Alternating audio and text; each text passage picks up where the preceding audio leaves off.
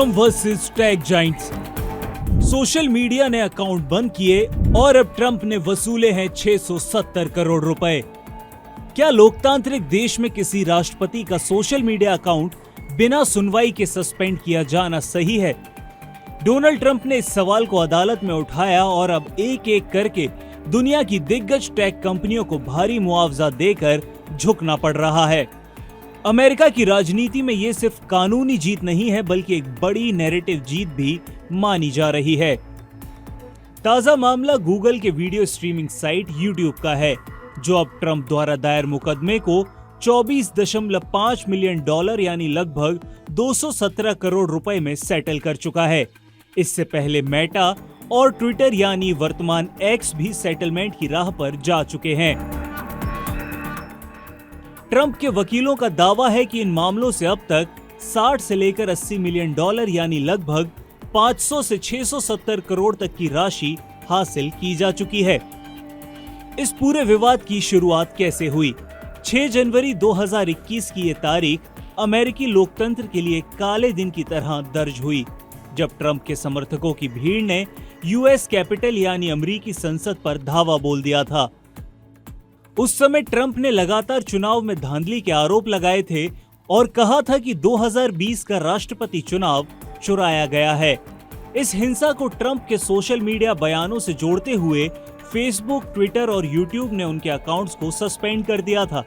कंपनियों ने इसे नीति उल्लंघन बताया, लेकिन ट्रंप ने इसे राजनीतिक सेंसरशिप कहा और तुरंत कोर्ट का रुख अपनाया। ट्रंप ने अदालत का रास्ता चुना। ट्रंप ने दावा किया कि इन प्लेटफॉर्म्स ने उनके संवैधानिक अधिकारों का हनन किया है और बिना किसी सुनवाई के चुप कराने की कोशिश की गई। उनके वकील जॉन पी कोल ने तीनों कंपनियों मेटा, ट्विटर और यूट्यूब के खिलाफ मुकदमे दाखिल किए। अदालत में दाखिल दस्तावेजों के अनुसार ट्रंप की दलील थी कि ये कंपनियां अब सिर्फ तकनीकी प्लेटफॉर्म नहीं, बल्कि वैश्विक राजनीति में प्रभावशाली भूमिका निभा रही हैं और लोकतंत्र को नियंत्रित करने की ताकत रखती हैं। ऐसे में इन पर जवाबदेही भी तय की जानी चाहिए। अब तक कितनी रकम मिली है ट्रंप को? ट्रंप की कानूनी रणनीति अब तक काफी सफल रही है। तीनों टेक कंपनियों ने अदालत में लंबी बहस से बचते हुए सेटलमेंट को प्राथमिकता दी और इसके बदले में बड़ी रकम चुकाई।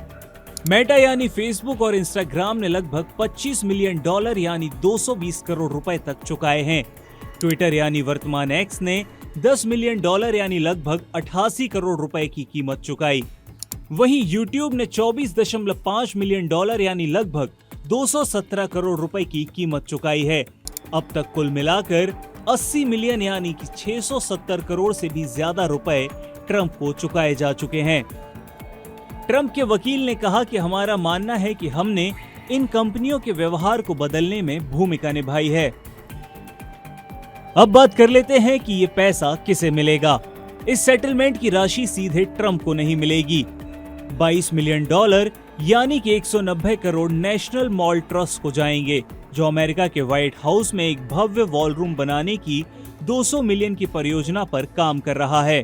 बाकी $2.5 मिलियन अमेरिकन कंजर्वेटिव यूनियन और लेखिका नाओमी वुल्फ जैसे अन्य वादियों को दिए जाएंगे। ये बात भी साफ की गई है कि यूट्यूब ने इस समझौते में किसी प्रकार की गलती स्वीकार नहीं की है। कोर्ट फाइलिंग के अनुसार ये सेटलमेंट मुकदमेबाजी के खर्च और जोखिम से बचने के लिए किया गया है। गूगल ने सुनवाई से पहले किया समझौता।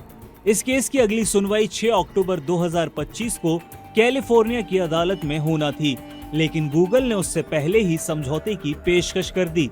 यूट्यूब का ये भुगतान उनके 2025 की दूसरी तिमाही के $9.8 बिलियन के विज्ञापन राजस्व के मुकाबले बेहद ही मामूली है, लेकिन इसका राजनीतिक असर कहीं ज्यादा है। ये समझौता मेटा और ट्विटर के द्वारा इस साल की शुरुआत में किए गए ऐसे ही सेटलमेंट की श्रृंखला का अगला कदम है, जिससे ट्रंप के इस दावे को बल मिला है कि बिग टेक ने उन्हें 2020 के चुनाव के बाद अनुचित तरीके से सेंसर किया था। इससे भारत को क्या फर्क पड़ता है? इस मुद्दे का असर सिर्फ अमेरिका तक सीमित नहीं है। भारत जैसे लोकतांत्रिक देशों के लिए इसमें कई महत्वपूर्ण संकेत छिपे हैं। टेक कंपनियों की सीमा क्या होनी चाहिए? भारत में ट्विटर और यूट्यूब जैसे प्लेटफॉर्म्स कई बार राजनीतिक दलों और नेताओं के कंटेंट को ब्लॉक या सेंसर कर चुके हैं। ट्रंप का ये केस अब सवाल उठाता है कि क्या इन कंपनियों को कानूनी दायरे में लाने की जरूरत है। डिजिटल स्वतंत्रता बनाम जिम्मेदारी। ट्रंप ने एक मिसाल पेश की है कि बड़े नेता भी कानूनी रास्ते से जवाबदेही तय कर सकते हैं। भारत में भी कई नेता और संगठन इस दिशा में सोच सकते हैं। बिग टेक और राजनीति में अब नजदीकी। रिपोर्ट्स के अनुसार गूगल के सीईओ सुंदर पिचाई, मेटा के मार्क जुकरबर्ग और एप्पल के टिम कुक हाल ही में ट्रंप के साथ व्हाइट हाउस में डिनर में शामिल हुए। इससे ये संकेत मिलता है कि अब टेक कंपनियां सत्ता के साथ अपने संबंध सुधारने में लगी हैं। वहीं ट्रंप के इस रुख पर आपकी क्या राय है, हमें कमेंट में जरूर बताइएगा।